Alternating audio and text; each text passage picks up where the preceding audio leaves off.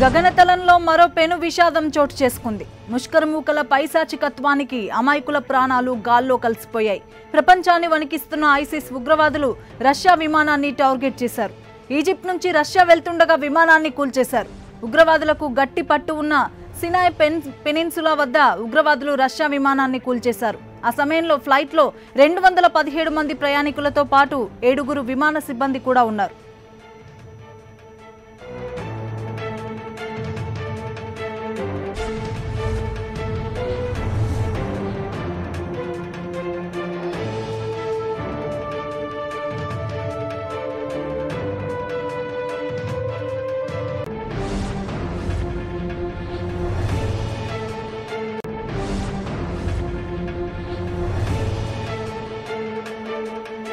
రష్యాకు చెందిన Airbus 321 jet విమానం షెర్మిల్ షేక్ విమానాశ్రయం నుంచి రష్యాలోని సెయింట్ పీటర్స్బర్గ్ బయలుదేరింది.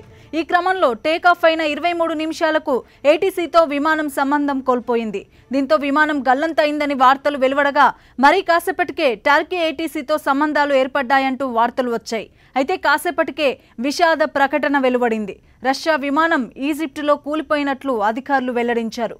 విమానం రష్యా వెళ్తుండగా సినాయ్లో కూలిపోయింది.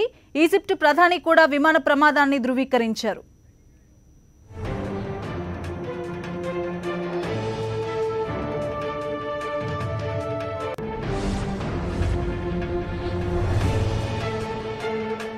మరోవైపు ఇది ఖచ్చితంగా ఉగ్రవాద చర్య అని అటు ఈజిప్ట్ అధికారులు ఇటు రష్యా అధికారులు పేర్కొంటున్నారు.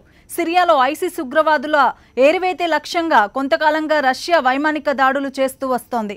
ఈ దాడులను తీవ్రంగా వ్యతిరేకించిన ఐసిస్ గత నెలలో డమాస్కస్లోని రష్యా రాయబార కార్యాలయాన్ని టార్గెట్ చేసింది.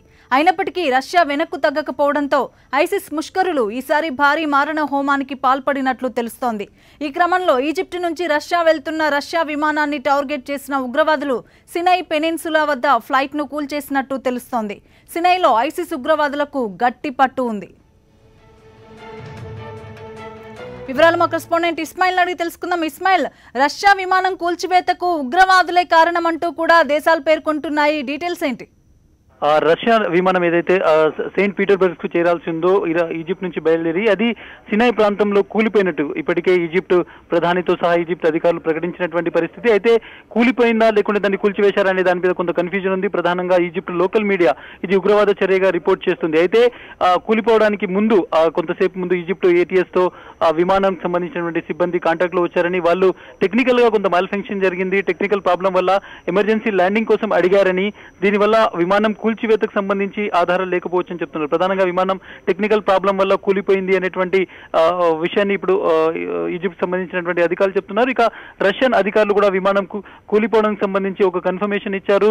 సైప్రస్లోని లార్నాకా దగ్గర చివరిసారిగా రాడార్ నుంచి విమానం అదృశ్యమైందని, ఆ తర్వాత మళ్ళీ ఎటువంటి సంబంధాన్ని నెలకొల్పలేకపోయామని ఇప్పటికే రష్యన్ అధికారులు కూడా చెప్పినటువంటి పరిస్థితి. విమానం సినాయ్ ప్రాంతంలో కూలిపోవడం వల్ల అక్కడ కొంతవరకు ఐసిస్ బలంగా ఉంది. గత కొంతకాలంగా ఈజిప్ట్లోని ఆ ప్రాంతంపై వరుసగా ఐసిస్ ఉగ్రవాదులు దాడి చేస్తున్నారు. కాబట్టి ఐసిస్ ప్రమేయమైనా ఉండొచ్చు అనేటువంటిది లోకల్ మీడియా రిపోర్ట్ చేసినటువంటి పరిస్థితి. ప్రస్తుతానికి ఉగ్రవాద చర్యకు సంబంధించి ఎటువంటి ఆధారాలు లేకపోయినప్పటికీ ఆ ప్రాంతంలో విమానం కూలిపోవడం వల్ల ఐసిస్ ఉగ్రవాద చర్యగా ఉండొచ్చు అనేటువంటి అనుమానాలు వ్యక్తమైనాయి.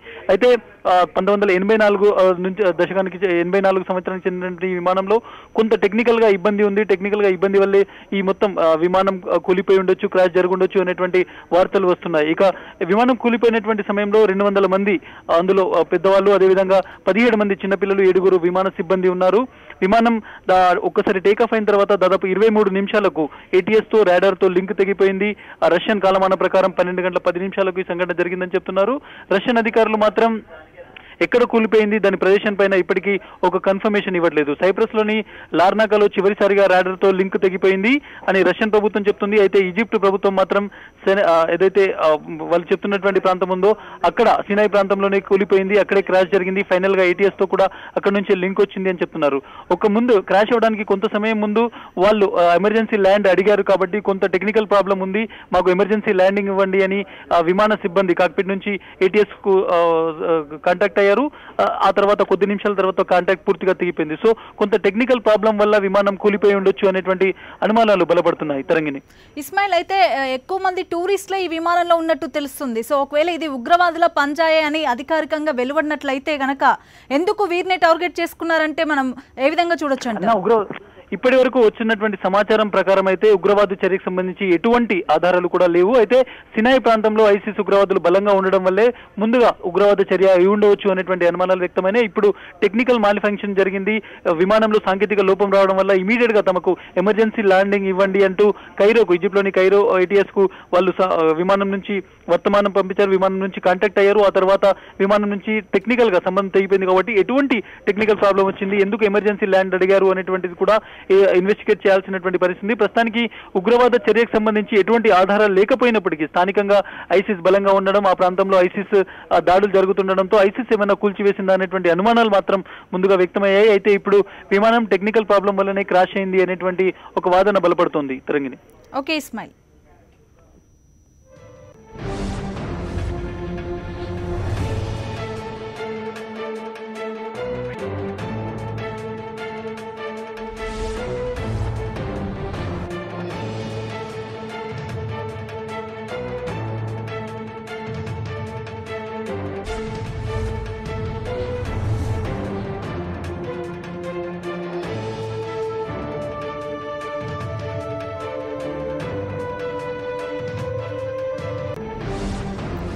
పూర్తి విశ్లేషణ మా డిప్యూటీ ఇన్పుట్ ఎడిటర్ శ్రీహరిని అడిగి తెలుసుకుందాం. శ్రీహరి, ఉగ్రవాదుల దాడి కాదు, ఇది కేవలం కొంత అనుమానాలు వ్యక్తమవుతున్న నేపథ్యంలోనే సాంకేతిక లోపంతో మాత్రమే విమానం ఈ విధంగా కూలిపోయిందనే వార్తలు బలపడుతున్నాయి. ఈ నేపథ్యంలో మనం చూస్తే చాలా టూరిస్టులు ఎక్కువగా ఉన్న విమానం బయలుదేరుతుంది ఒక ప్లేస్ నుండి ఒక ప్రాంతానికి అన్నప్పుడు కూడా చెకింగ్స్ అవి చేస్తూ ఉంటారు. సో సాంకేతిక లోపాలని గుర్తించలేకపోవడమే ఈ వైఫల్యానికి కారణమని మనం అనుకోవచ్చా? తరంగా ఇదివరకే మన ప్రతినిధి ఇస్మాయిల్ చెప్పినట్టుగా ఇది షరమ్ ఎల్ షేక్ అనే ఒక విమానాశ్రయం నుంచి ఒక్కసారిగా విమానంలో సమస్యలు ఏర్పడినట్టు గుర్తించారు. ఇది ఎందుకంటే 1988 నాటి నుంచి కూడా సర్వీస్ అందిస్తూనే ఉంది. అంటే ఇటీవల కాలంలో పాతపడిన విమానాలు రష్యాలో ఎక్కువగా ఉన్నాయి. ఎందుకంటే అక్కడ ఆధునీకరణ అనేది పెద్ద సమస్యగా మారింది.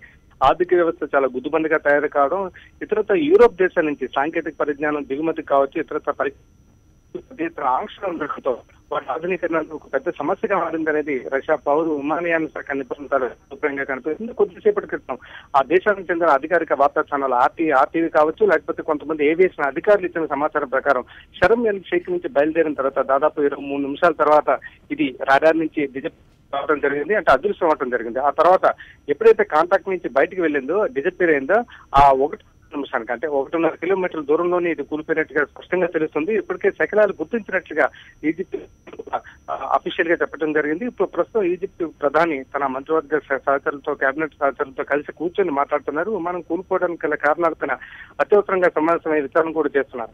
ఈ దశలోనే అంటే ఒక్కసారిగా విమానంలో సాంకేతిక సమస్యలు బయలుదేరిన తర్వాత దాదాపు 9 కిలోమీటర్ల దూరం అంటే 9000 మీటర్స్ అప్పుకు వెళ్లిన తర్వాత ఒక్కసారిగా దీంట్లో సాంకేతిక సమస్యలు ఉన్నాయని ఒక రకమైన వార్తను గుర్తించిన తర్వాత నేరుగా విమానాన్ని కైరో వైపుకి మళ్లించారని ఒక ప్రయత్నం చేసినప్పటికీ కూడా సాధ్యం కాలేదని తెలుస్తుంది. మొత్తం మీద ఇది ఒక సాంకేతిక లోపంగానే కోల్పోయిందని ఒక నిర్ధారణ అవుతుంది రష్యన్ విమానయాన శాఖ అధికారులు అందించిన సమాచారం ప్రకారం.